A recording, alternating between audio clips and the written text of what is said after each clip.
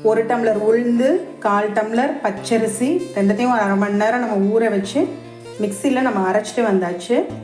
அடுத்து என்ன பண்ணுறது அப்படின்றத ஸ்டெப் பை ஸ்டெப்பாக பார்க்கலாம்.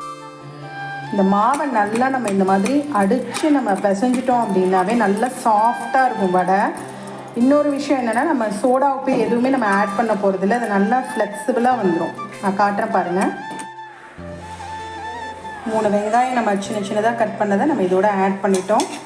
அடுத்து 4 பச்சை மிளகா, 1 ஸ்பூன் மிளகு, இது 3த்தையும் நம்ம ஆட் பண்ணிவிட்டு நல்லா இந்த மாவோட மிக்ஸ் பண்ணிட்டோம் அப்படின்னா நம்ம வடை தட்டி போட்டுடலாம். 1 ஸ்பூன் நம்ம இதோட ஆட் பண்ணிடுவோம்.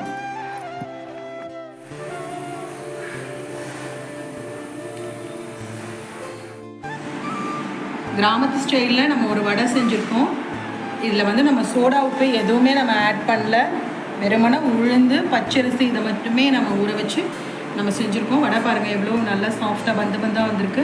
இந்த மாதிரியும் செஞ்சுருக்கேன். கிராமத்துலலாம் இந்த மாதிரி தான் பண்ணுவாங்க, ஓட்டெல்லாம் போட்டு பண்ண மாட்டாங்க. அதனால இந்த டைப்பும் பண்ணியிருக்கேன். நன்றி, வணக்கம். சர்வமும் கிருஷ்ணார்ப்பணம்.